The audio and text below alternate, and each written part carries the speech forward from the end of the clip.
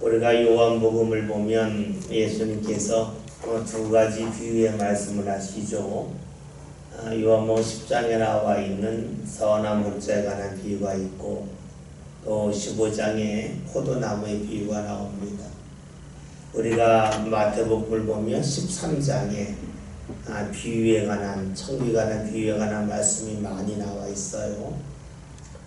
그리고 또 20장이나 22장에서도 비유에 관한 말씀이 나와 있죠. 또 마가복음 4장을 봐도 비유에 관한 말씀이 많이 나옵니다. 우리 잘 아는 씨 뿌린 자의 비유에 관한 말씀, 가라지 비유에 관한 말씀, 그 다음에 겨자씨에 관한 말씀 여러 가지가 있어요.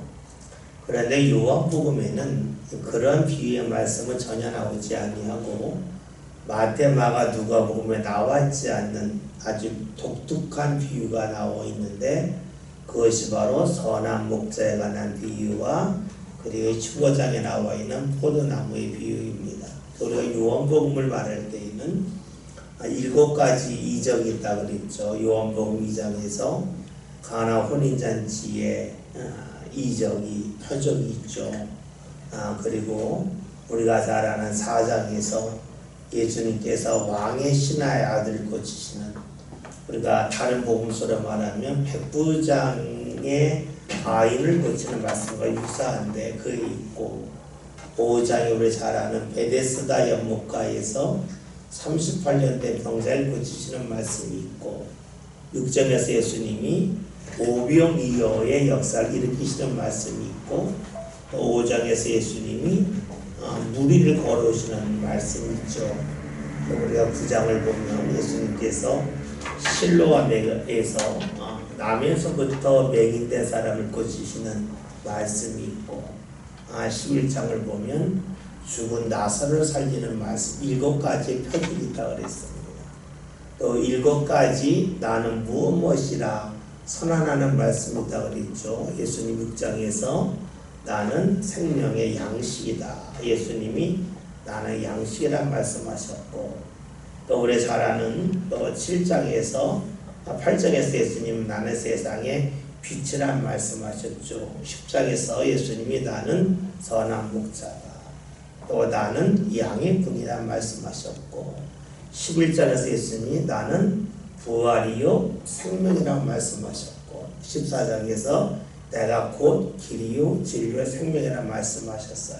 그리고 15장에서 예수님이 나는 포도나무다 라고 말씀하세요. 그러니까 우리가 요한복음에 관한 말씀을 볼 때에는 2가지 큰 비유가 있다는 말씀, 또 7가지 표적이 있다는 말씀, 또 7가지 나는 무엇이라고 하는 그 말씀이 있다 하는 것을 알면 요한복음이 아주 큰 틀을 잡았다고 볼 수도 있어요. 거기에 몇 가지를 추가한다면 예수님께서 요한복음에서는 하나님 일을 시작하시자마자 성전을 정하는 말씀이 나오죠. 마태, 마가, 누가에서 맨 마지막에 나오는데 예수님 제일 먼저 2장에서 성전을 정하시는 말씀이 있고, 또 하나를 또 우리가 추가한다면 예수님께서 부활 후에 예수님께서 디베다 바다에 가서 베드로를 만나셔서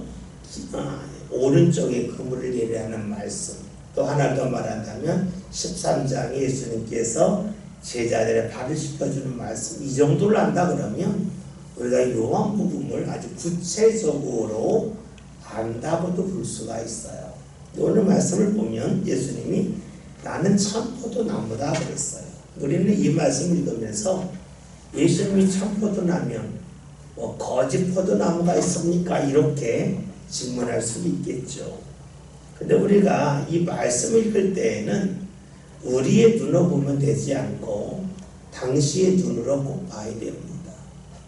이스라엘 사람들이 포도나무 하면 떠올리는 말씀이 무엇일까요? 우리는 사실 성경 읽을 때에 신약 중심으로 읽기 때문에 포도나무 하면 요한복음 15장 포도나무 비유를 생각을 합니다.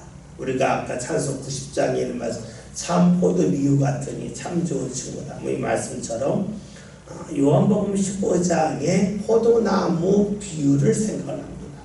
그런데 당시 이스라엘 사람들 신약이 없던 시대에 이스라엘 사람들이 포도나무 하면 떠올리는 게 이사야 5장입니다.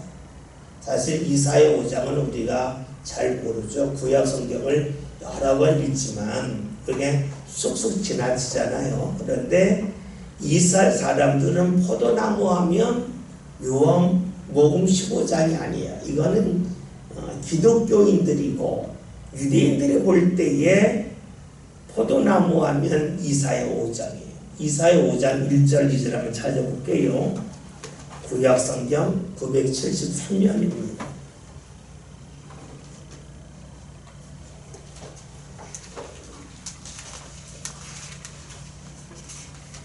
구약 성경 973면에 이사야 5장 1절 2절에 있는 말씀 다 같이 함께 읽겠습니다. 나는 내가 사랑하는 자를 위하여 노래하래. 내가 사랑하는 자의 포도원을 노래하리라. 내가 사랑하는 자에게 포도원이 있으며 심히 기름진 산에로라.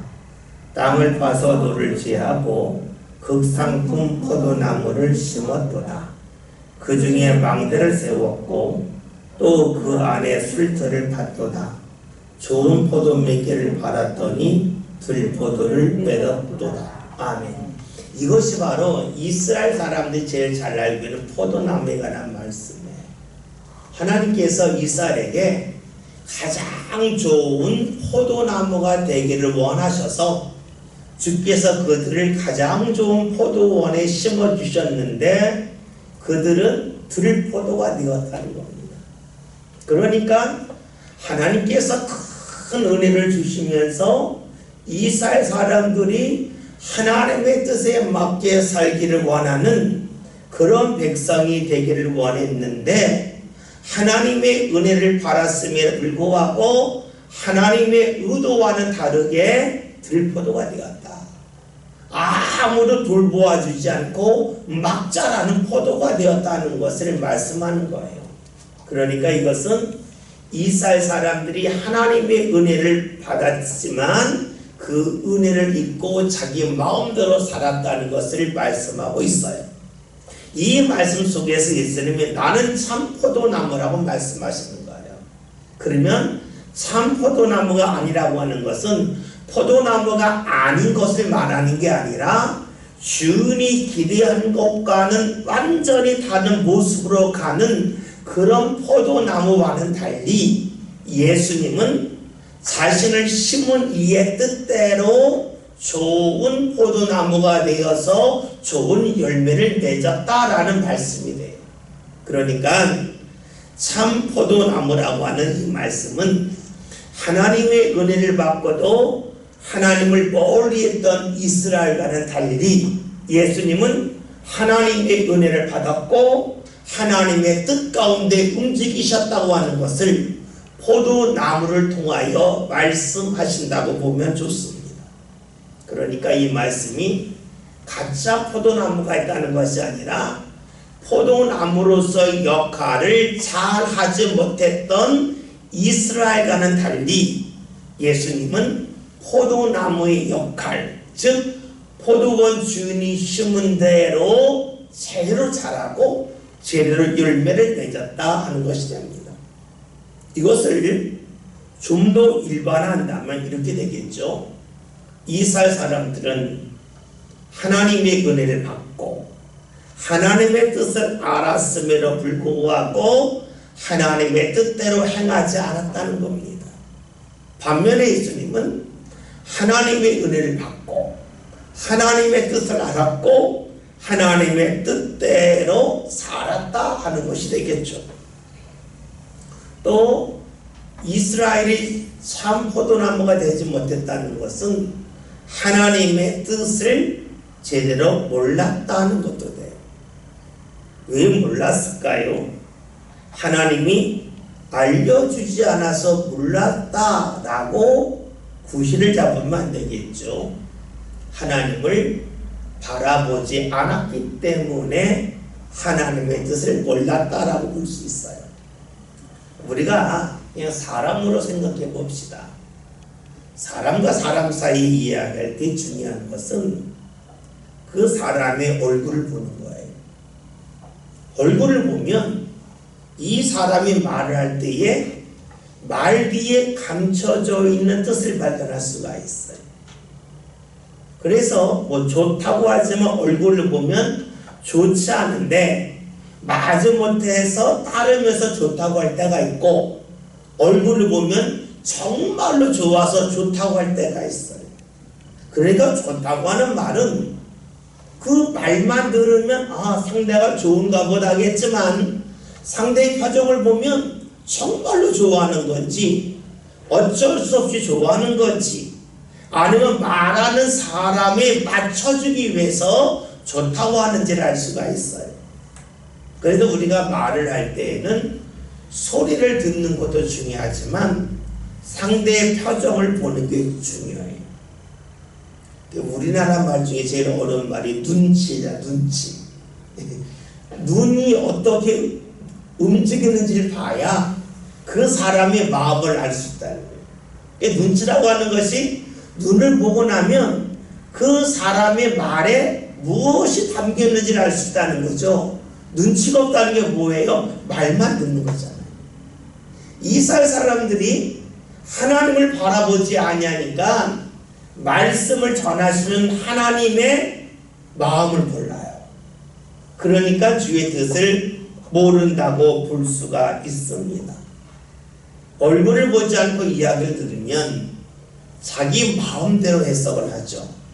자기 좋은 대로 해석을 하죠.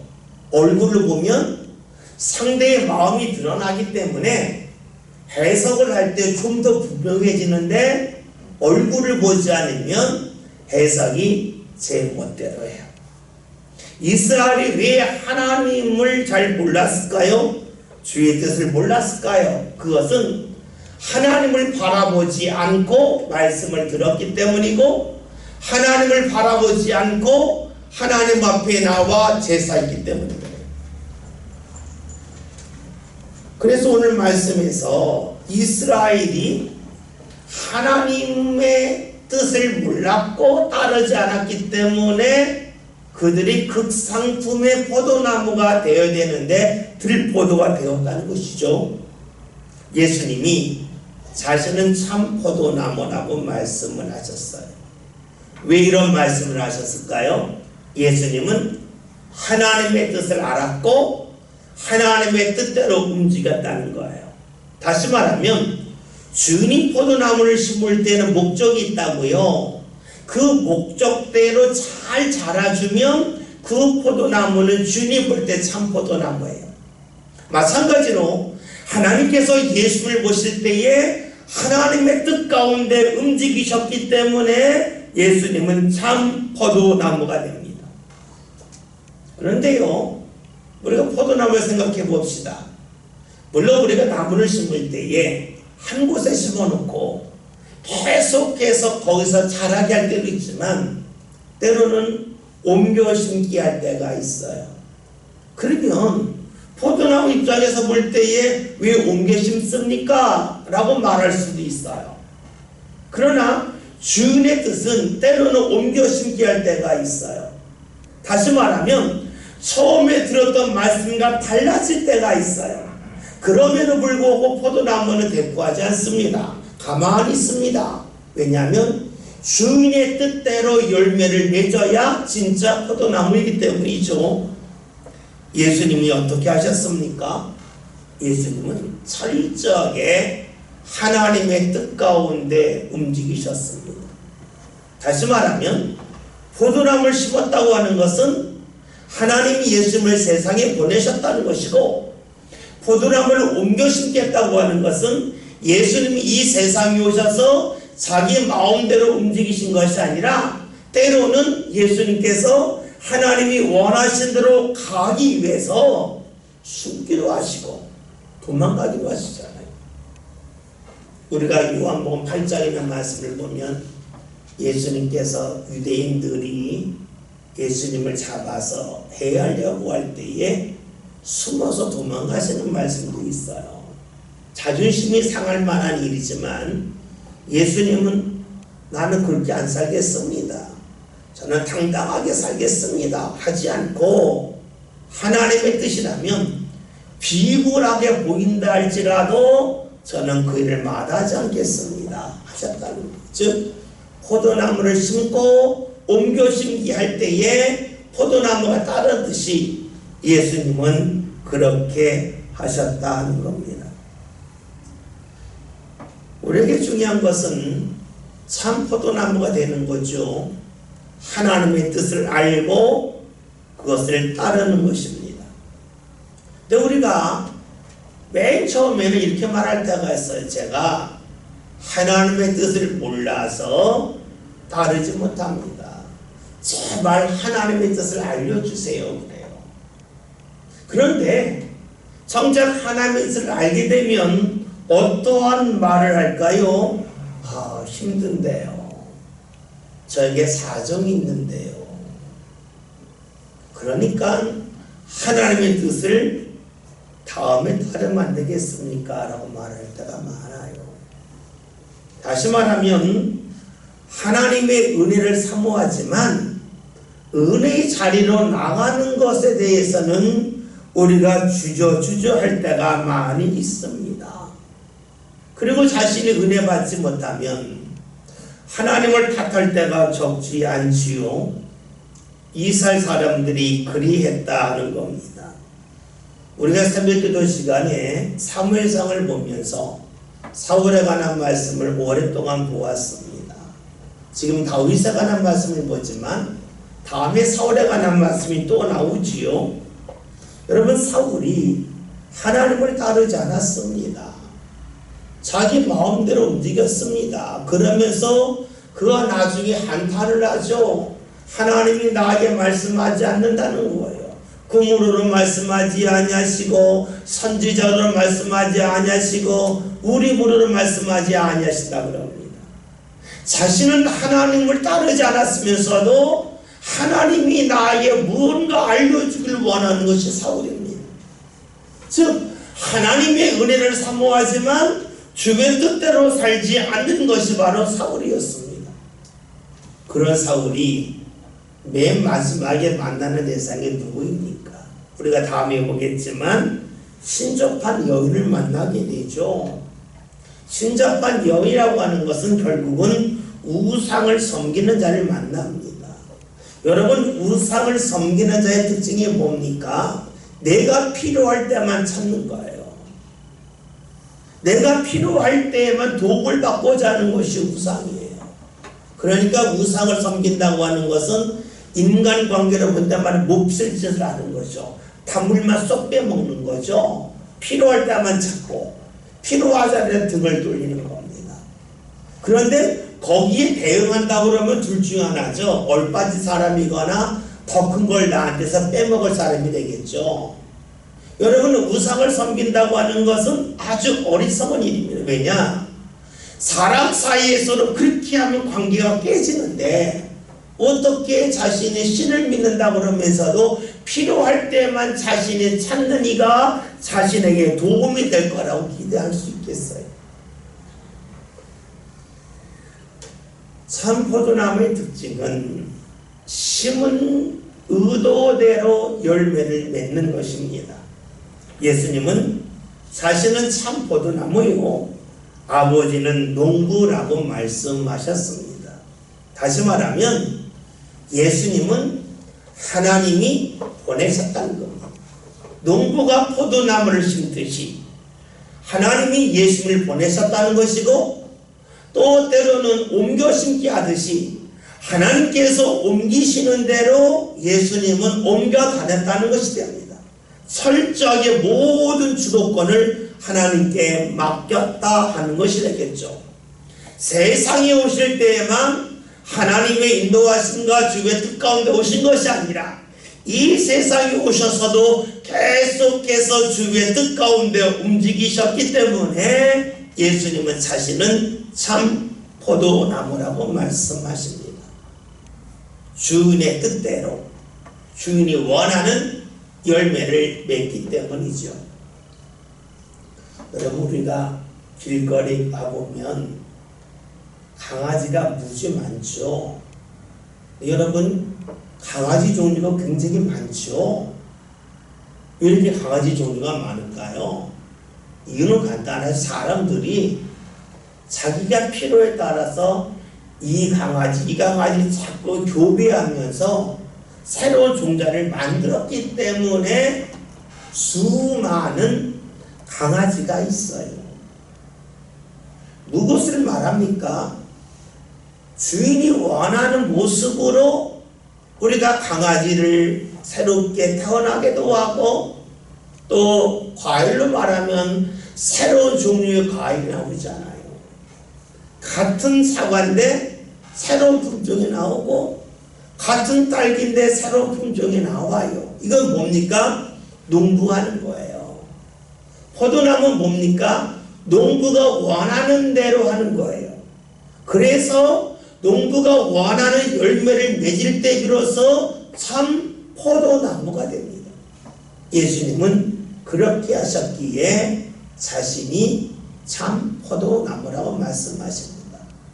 앞에서 언급했듯이 이사야 5장 1절 2절을 보면 극상품의 포도나무를 심었건만 들포도를 맺었도다. 이것은 하나님의 은혜를 받고 자신의 마음대로 움직였던 이스라엘과는 관한 말씀이고, 이런 이스라엘과는 달리 철저하게 주의 뜻 가운데 움직이신 분이 예수님이시기에 그들과는 다른 포도나무, 참 포도나무라고 말씀하신 거라 했습니다. 2절에는 말씀을 함께 봅니다. 말씀 봅니다. 너에게 붙어 있어 열매를 맺지 아니하는 가지는 아버지께서 그것을 제거해 버리시고, 무릇 열매를 맺는 가지는 더 열매를 맺게 하려 하여 그것을 깨끗하게 하시느니라. 아멘. 예수님이 포도나무를 하셨고, 포도나무에 붙어있는 가지가 있는데 그 가지에서 열매를 맺지 못하면 아버지께서 그것을 제하신다 그랬습니다. 여러분, 나무가 있는데 그 옆에 가지가 있고 가지에서 열매를 맺지 못한다는 겁니다.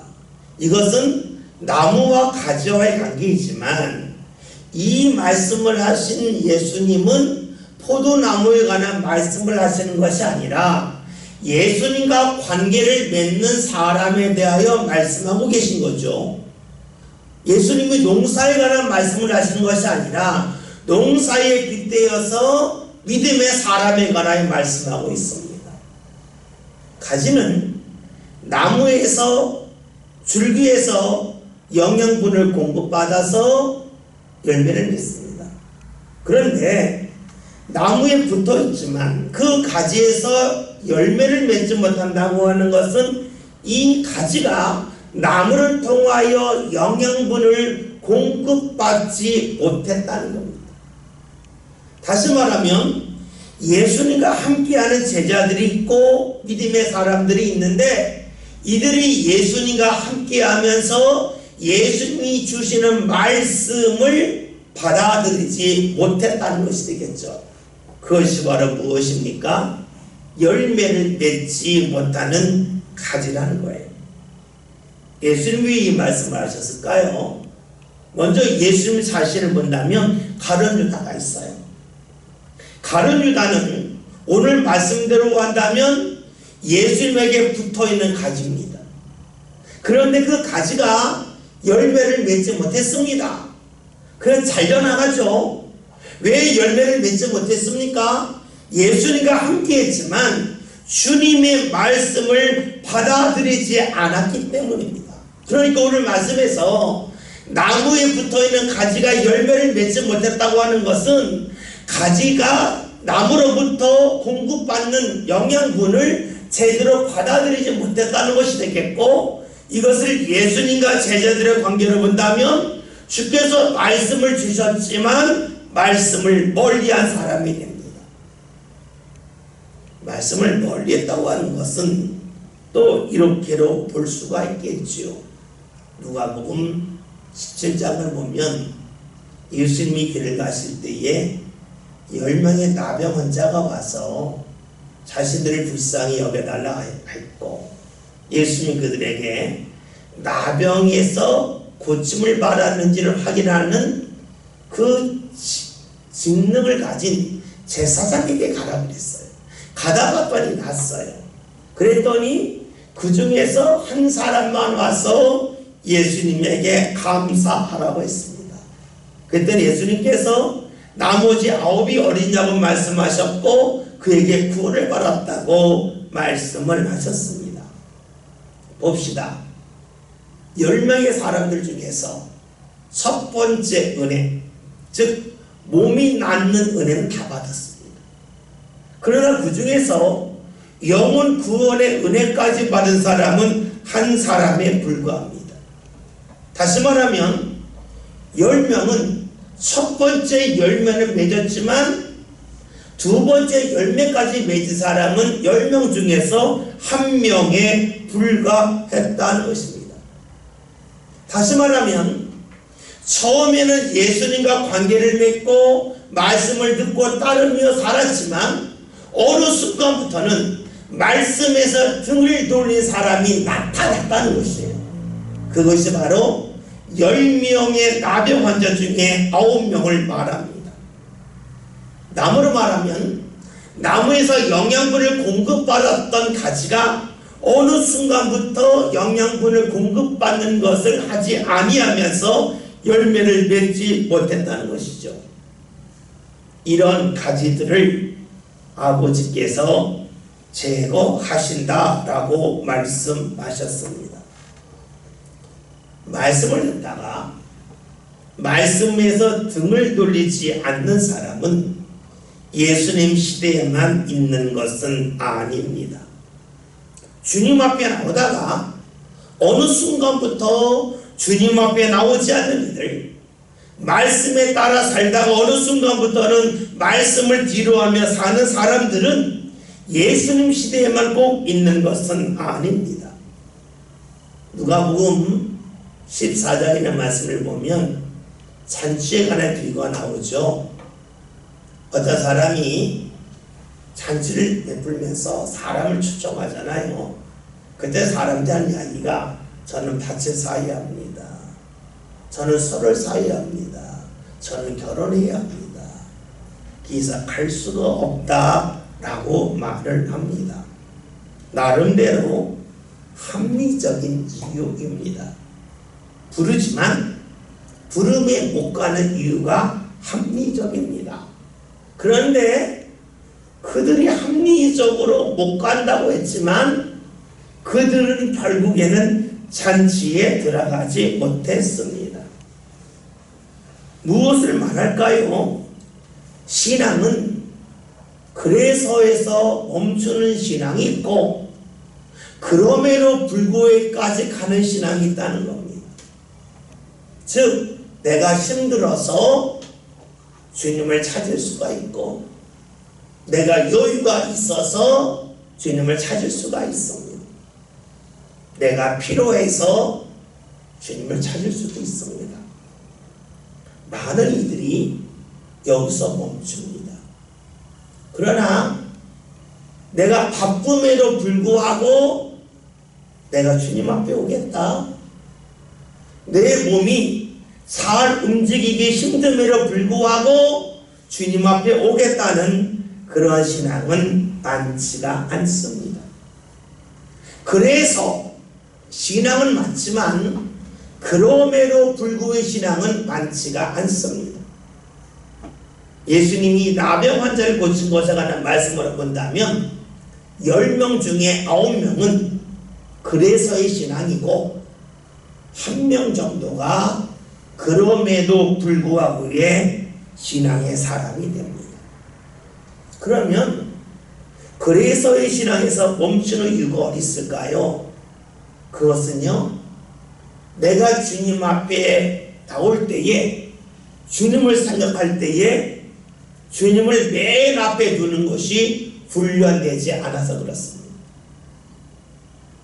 내가 여유가 있어 산다는 것은 내 삶 가운데 내 할 일을 마치고 한다는 것이 되니까 내가 앞서는 것이고 그 다음에 여유가 있으면 주님을 찾는 거가 되겠죠. 그런데 내가 할 일이 많이 있음에도 불구하고 한다는 것은 그것이 먼저라는 겁니다. 여러분 그렇잖아요. 지금요 우리가 아주 어렵게 사는 시대는 아니지만 불과 30년 전만 해도 학교 다닐 때에 학비 걱정이 상당히 많았습니다. 그럼 모든 부모들이 생활할 때에 제일 먼저 떼어놓는 것이 학비입니다.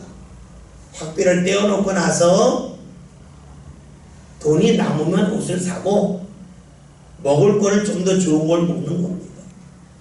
그런데 학비를 떼어나고 났는데 돈이 없다. 그럼 어떻게 해요? 먹을 것을 아끼고 옷을 기어 입고 또 어때는 먼 거리를 걸어가고 그렇게 사는 거죠. 때로는 다른 사람에게 가서 눈칫밥을 먹기도 하고 그랬던 거예요. 왜요? 그게 먼저이기 때문에. 만약에 그것을 나중에 두었다면 자녀 교육을 시킬 수가 없었겠죠.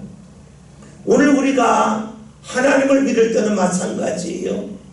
하나님께 드릴 시간이 있고 하나님께 드릴 예물이 있어요. 우리가 주님 앞에 나올 때의 시간이 나가고 또 물질도 나가죠. 그런데 내가 모든 것을 먼저 하고 나중에 하겠다 하는 그래서고 내가 할 것이 많음에도 불구하고 주님을 앞세우는 사람이 있습니다. 그러한 사람이 어떠한 사람일까요? 주님으로부터 자신이 받을 은혜를 제대로 공급받는다는 것입니다.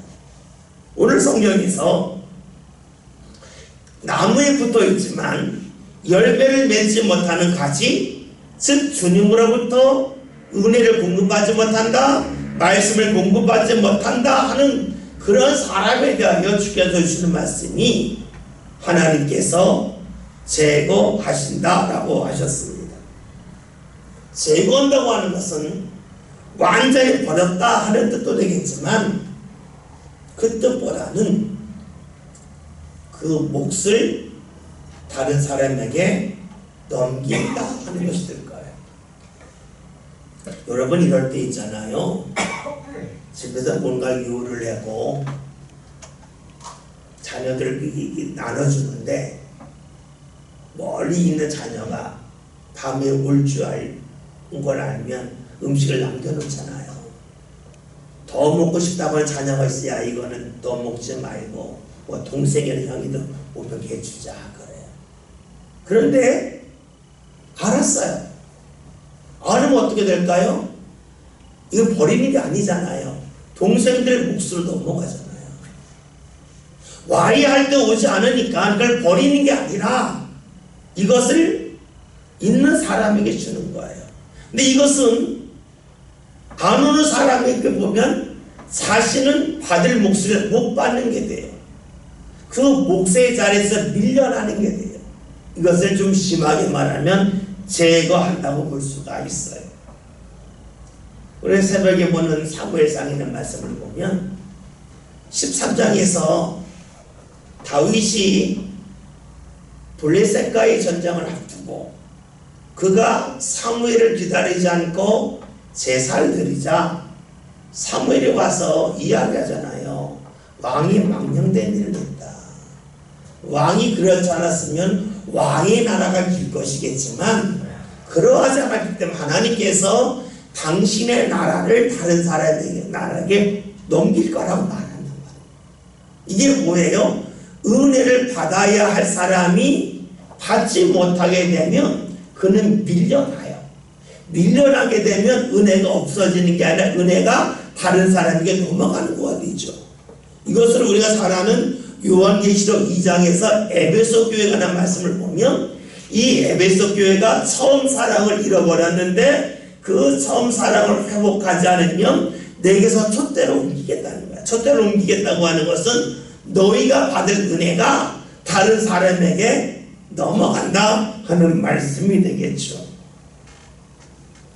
그래요. 기회가 있을 때에 주의 은혜를 받아야 돼요. 그러면 하나님께서 왜 누군가에게 은혜를 주시고자 기다리셨다가 그 사람이 그 자리에 있지 아니하면 그 사람을 멀리하시고 은혜 넘기실까요? 그 이유는 하나님이 베푸는 은혜는 저에게 주신 은혜가 야 네가 잘 먹고 잘 살아라 여기서 멈춘 게 아니기 때문에 그래요. 주님의 은혜는 은혜를 받고 그 은혜를 다른 사람한테 넘기는 통로 역할을 하기를 원하시기 때문에 그래요.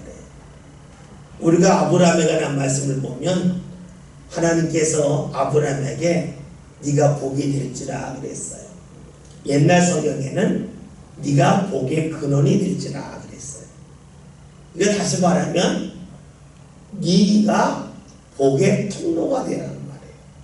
그래서 아브라함이 하나님의 복을 받고 나서 그 복이 이삭에게 그리고 야곱에게 이삭에게 흘러나가잖아요. 그러니까 하나님이 원하시는 은혜는 나 혼자 받으면 된다는 거라면 하나님께서 굳이 나를 제거하지 않고 끝까지 기다리셔도 돼요. 근데 하나님이 베푸는 은혜는 내가 받고 그 은혜를 흘려보내기를 원하시는 거예요. 근데 누군가 은혜 받을 자리에서 계속해서 나오지 못하면 어떻게 될까요? 이것은 마치 고속도로에서 차가 계속 지나가야 되는데 어떤 차가 딱 멈췄어요. 그러면 어떻게 됩니까? 뒷차가 쫙 밀리잖아요. 그러면 어떡합니까? 그 차를 고칠 때까지 거기서 세워두는 게 아니라 그 차를 옆으로 옮겨가잖아요. 그래 뒷차가 빠지잖아요. 그러니까 우리가 하나님이 주는 은혜를 받아야 할 사람이 받지 못하면 그 사람을 제거한다고 하는 말씀은 그 사람이 미워서가 아니라 하나님이 베푸는 은혜는 나 혼자 잘 먹고 잘 사는 게 아니라 내가 은혜를 받아서 그 은혜를 증거하는 역할을 해야 되기 때문에 그래요. 그 오늘 말씀에서 열매를 맺지 못하는 가진 제거한다. 이것은 그를 미워한다는 게 아니라 하나님의 은혜가 흘러가야 되는데 흘러가게끔 하기 위함이라고 볼 수가 있습니다. 앞에서 우리가 열매를 맺지 못하는 것은 제하게 되고 그 은혜가 다른 사람에게 넘어간다 그랬죠. 마태복음 25장 29절 함께 볼까요?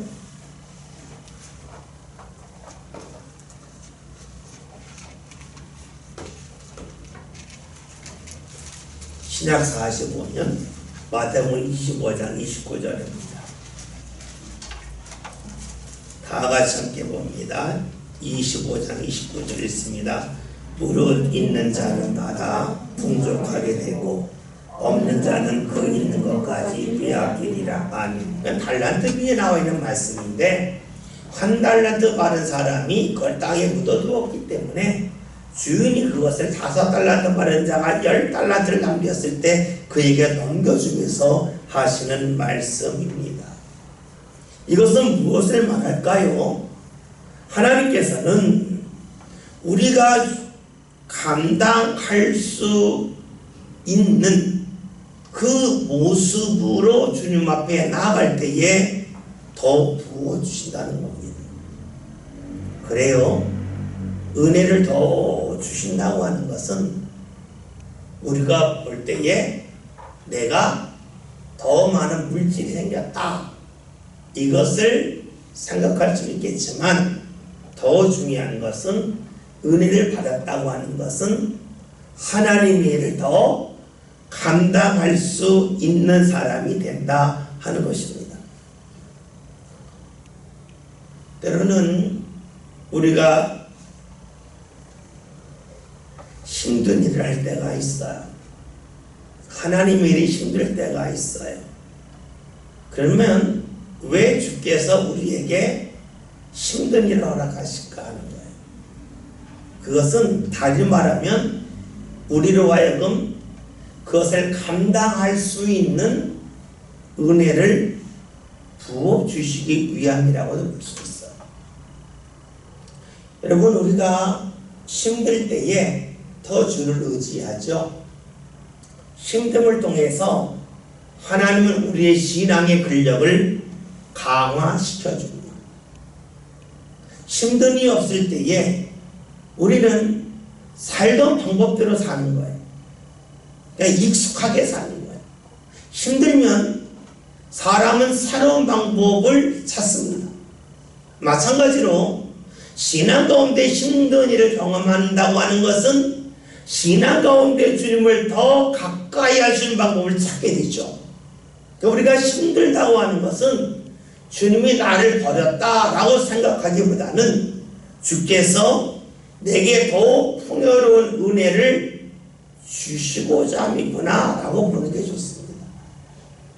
똑같은 일이지만 우리가 주님 앞에서 어떻게 신앙생활에 따라서 어려움 속에 내게 하나님이 더 큰 은혜 주시라고 이런 일을 허락하셨구나 라고 고백할 수도 있고 하나님께 원망할 수도 있겠죠. 다시 봅시다. 앞에서 열매를 맺지 못하는 가지는 제거한다 그랬어요. 그럼 이것을 사람으로 보면 어떻게 되겠습니까? 봅시다. 함께 일하고 함께 신앙생활한 사람이 넘어졌습니다. 그러면 우리는 이런 마음 갖기가 쉽죠. 둘이로 힘들었는데 혼자 일을 어떻게 한단 말인가? 어떻게 감당할 수 있을까? 라고 볼 수도 있습니다. 그런데 우리가 신앙 가운데 산다는 것은 무엇일까요? 오늘 말씀을 보면 열매 맺지 못하는 가지를 제거하게 하심을 통해서 남아있는 가지에서 더 많은 열매를 맺게 하신다 그랬어요. 그러니까 함께 있던 이들이 넘어지고 쓰러질 때에 내게 일이 더 많다라고 생각할 수가 있겠지만 달리 본다면 주님께서 내게 더 풍요로운 은혜를 주셔서 더 많은 열매를 맺게 하고자 함이라고도 볼 수가 있습니다. 초대교회에서 제일 힘들었던 것은 바로 배교였습니다. 당시 유대교가 중심이었고 예수를 믿는 사람은 얼마 되지 않았는데 이 얼마 되지 않은 사람들이 똘똘 뭉치면 되겠지만 똘똘 뭉치지 않았습니다. 요한복음에 그런 구절이 몇 개 나오죠. 9장 20절부터 22절 함께 봅니다.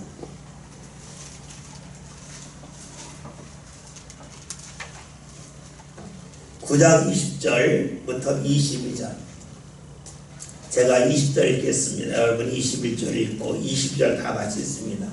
그 부모가 대답하여 이르되 이 사람이 우리 아들인 것과 맹이로 난 것을 아나이다. 그러나 지금 어떻게 해서 보는지 또는 누가 그 눈을 뜨게 하였는지 우리는 알지 못하나이다. 그에게 물어보소서. 그가 장성하였으니 자기에게 말하리이다. 다 같이 그 부모가 이렇게 말한 것은 이미 유대인들이 누구든지 예수를 그리스도로 시인하는 자는 출교하기로 결의하였으므로 그를 무서워함이로라. 아멘. 무엇을 말합니까? 믿음의 사람들이 똘똘 뭉치지 못하고 두려워서 믿음을 고백하지 못하고 도망가는 일이 있었다는 거예요. 12장 43절, 42절, 43절을 봅니다.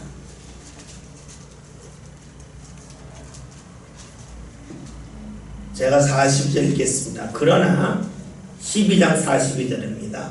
그러나 관리 중에도 그를 믿는 자가 많되 바리새인들 때문에 드러나게 말하지 못하니 이는 출교를 당할까 두려워합니다. 그들은 사람의 영광을 하나님의 영광보다 더 사랑하였더라. 아멘. 무엇을 말합니까?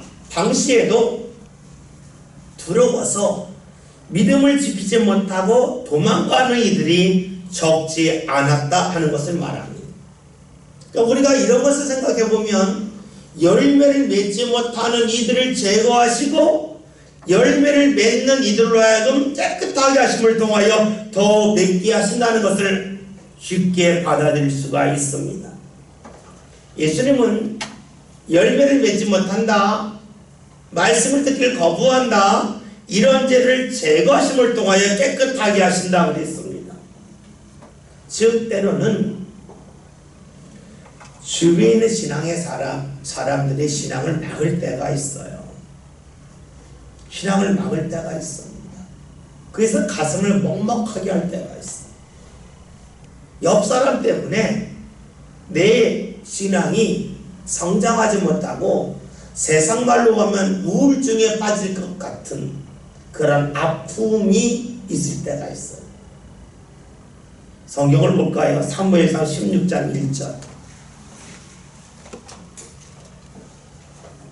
구약성경 434년입니다.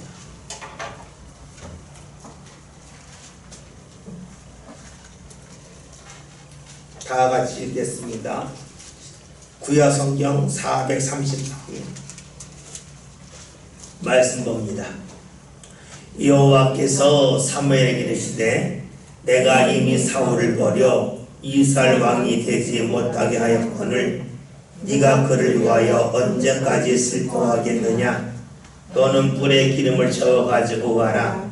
내가 너를 베들레헴 사람 이세게로 보내리니 이는 내가 그의 아들 중에서 한 왕을 보았느니라 하시는지라. 아멘. 사울은요, 사무엘이 기름을 부어서 왕이 된 사람이에요. 이 사울이 하나님과 멀어지고 하나님이 그를 왕으로 세운 것을 후회하고 하나님이 다른 사람을 선다고 했을 때에 사무엘의 마음이 너무 아팠어요. 너무너무 아파가지고 아무것도 하지 못한 거예요. 하나님 하시는 말씀이 사무엘아 언제까지 슬퍼하겠느냐, 그만 슬퍼하라고 말씀하세요. 더 이상 그를 슬퍼하지, 그 때문에 슬퍼하지 말고 그를 잊으라는 거예요. 여러분, 우리가 신앙생활을 보면 이런 경험을 할 때도 있어요. 누군가 너무 안타까워서 그 때문에 가슴이 막 맺힐 때가 있어요. 왜 그럴까? 왜 그럴까? 그런데 우리가 그때에 우리 마음속에서 그를 제거를 주께서 원하셔요. 왜냐? 거기에 매달리지 말라는 거예요. 사람에게 매달리지 말라는 거예요. 때로는 우리가 매정해 보여도 때로는 누군가에 대해서 너무 매달릴 필요가 없다는 거예요. 아, 이 사람 안 나오는데, 이 사람 연락 안 받는데 너무 매달리고 싶잖아요. 주님께서는 사무엘에게 주신 말씀이 그 때문에 더 이상 슬퍼하지 마라. 언제까지 슬퍼하겠느냐? 그를 제거하게 하세요. 그래야 어떻게 해요? 다시금 하나님이 원하시는 데 집중하면서 신앙의 열매를 맺을 수 있기 때문입니다. 관계를 정리하는 것이 때로는 매정해 보이지만 하나님께서는 그렇게 하라고 하실 때도 있습니다. 늘 그런 건 아니지만 하나님께서 사무엘을 통하여 하게 하신 것은 관계 정리였습니다. 우리가 하나님 앞에 나와 기도할 때는 마찬가지죠. 우리가 누군가를 위하여 기도할 때에 의무적으로 기도할 수도 있어요. 또 때로는 하나님께서 누군가를 기도시키실 때도 있겠죠. 그러나 어느 순간에는 의무적으로 기도하는 것도 끊게 하실 수도 있어요. 왜냐? 의무적으로 매달리면서 사무엘처럼 슬픔 속에서 헤어나오지 못할 수도 있기 때문에 그래요. 그래서 우리가 오늘 말씀을 보면 열매 맺지 못하는 가지를 제거함을 통해서 깨끗하게 하고 너에게 더 많은 열매를 맺게 하신다는 이 말씀이 그냥 포도나무에 관한 말씀이 아니라 성경을 보면 성경에 흐르고 있는 하나님의 인도하심과 하나님의 역사가 어떠한지에 관하여 주시는 말씀으로 볼 수가 있습니다. 우리가 오늘 말씀을 통해서 열매를 맺지 못하는 가지에 관한 말씀을 보았습니다. 이 가지는 나무에서 영양분을 공급받으려는데 공급받지 못하는 거지. 우리는 말씀을 통해서 주의 은혜를 공급받는데 말씀을 듣지 않는 사람들이에요. 말씀을 듣지 않는다고 하는 것은 귀로만 듣는다 이런 거 아니라 사람을 대할 때 얼굴을 보듯이 해서 자신이 주를 바라보려는데 주를 바라보지 않고 말씀만 듣는다면 자기 마음대로 해석하겠죠. 제대로 말씀을 듣지 못할 것이고, 제대로 말씀을 듣지 못한다고 하는 것은 가지가 나무로부터 영양분을 공급받지 못한다는 것이고, 결국 그런 가지는 주께서 제거하신다는 거예요. 제거한다고 하는 것은 그에게 있는 열매, 그가 맺은 열매를 다른 사람에게 넘기신다는 거죠. 왜냐, 주의 은혜는 한 사람이 잘 되기를 원하는 데서 멈추지 않고 그 사람을 통해서 주의 뜻이 널리 퍼지기를 원하기 때문에, 누군가 막히면 그 사람은 고속도로에서 사고난 차와 같기 때문에 제하신다 하는 말씀으로 보아야 된다 그랬어. 그리고 이를 제거한다 하는 것은 우리가 신앙생활에 때로는 우리가 누군가를 기도하다가 또 누군가 때문에 마음 아파하다가 주 그만해라, 그만하면 된다. 주께서 우리에게 그렇게 인도하실 대로 있음을 우리는 사무엘과 사울의 관계를 통하여 볼 수가 있습니다. 그러기에 오늘 말씀을 우리가 하나의 비유요, 하나의 농사로 볼 것이 아니라 하나님이 우리에게 어떻게 역사하시고 하나님의 마음이 어떤지를 이 말씀을 통해 보면서 우리가 주님과의 관계를, 또 주의 말씀을 따름에 있어서 그래서에서만 멈추지 않고 그럼에도 불구하고 즉 주님을 늘 앞세우는 가운데 주의 말씀을 믿고 따라가는 그 믿음의 주인공이 바로 저와 여러분이 되시길 바라겠습니다. 기도합니다. 주님.